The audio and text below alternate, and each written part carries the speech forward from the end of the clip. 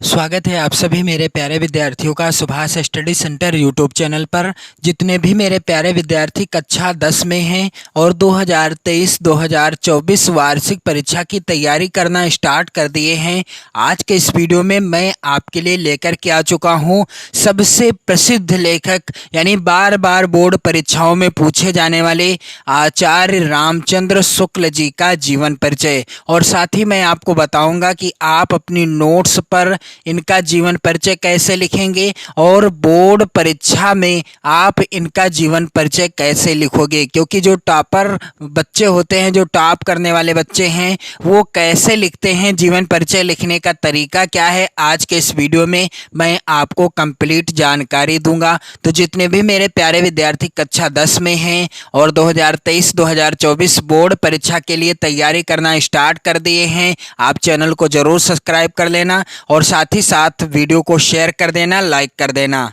तो चलिए मेरे प्यारे बच्चों, आचार्य रामचंद्र शुक्ल जी का जीवन परिचय बिल्कुल आसान शब्दों में आपको बताऊंगा।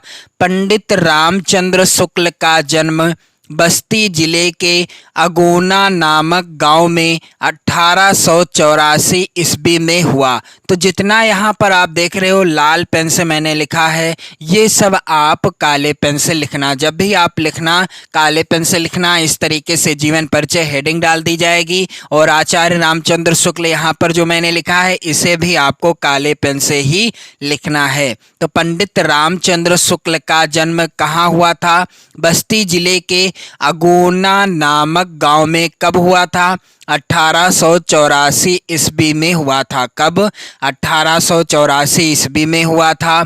4 वर्ष की अवस्था में ये अपने पिता के साथ राठ जिला हमीरपुर चले गए। जब पंडित आचार्य रामचंद्र शुक्ल जी की उम्र कितनी थी? 4 वर्ष की थी। तब ये अपने पिता के साथ राठ जिला हमीरपुर को चले आए और वहीं इनकी प्रारंभिक शिक्षा हुई और वहीं पर यानी हमीरपुर में इनकी प्रारंभिक शिक्षा हुई। 1892 ईस्वी में इनके पिता की नियुक्ति मिर्जापुर सदर में कानूनगो के पद पर हुई। और 1892 में क्या हुआ? आचार्य रामचंद्र शुक्ल जी के पिताजी की नियुक्ति, इनके पिता का नाम क्या था? तो चलिए मैं आपको बता दूं, आचार्य रामचंद्र शुक्ल जी के पिताजी का नाम था क्या? पंडित चंद्र बली शुक्ल। तो जब इनकी नियुक्ति 1892 में कहाँ हुई? मिर्जापुर सदर में हुई। किस पद पर हुई? कानूनगो के पद पर हुई। तो ये पिता के साथ मिर्जापुर आ गए। तब आचार्य रामचंद्र शुक्ल अपने पिताजी के साथ कहाँ आ गए? मिर्जापुर आ गए। 1921 ईस्वी में उन्होंने मिशन स्कूल से फाइनल परीक्षा उत्तीर्ण करने के उपरांत प्रयाग के कायस्थ पाठशाला इंटर कॉलेज में नाम लिखाया, किंतु गणित में कमजोर होने के कारण इंटर की परीक्षा नहीं दे सके। लेकिन आचार्य रामचंद्र शुक्ल जी गणित विषय में कमजोर थे और इसी कारण से ये इंटर की परीक्षा नहीं दे सके। बाद में हिंदी शब्द सागर, बहुत ही ज़्यादा महत्वपूर्ण जो बिंदु हैं जीवन परिचय के अंतर्गत, इन बिंदुओं को आपको काले पेन से लिखना है। जो मैंने लाल पेन से लिखा है ये सब आप काले पेन से लिखिएगा। के लिए वैतनिक, हिंदी शब्द सागर के लिए वैतनिक सहायक के रूप में काशी आ गए। कुछ दिनों तक नागरी प्रचारणी सभा पत्रिका का भी संपादन किया। आचार्य रामचंद्र शुक्ल जी ने कुछ दिनों तक नागरी प्रचारणी सभा पत्रिका का भी संपादन किया। तदनंतर आपकी नियुक्ति काशी विश्वविद्यालय में हिंदी अध्यापक के रूप में हो गई और वहीं 1937 में विभागाध्यक्ष हो गए।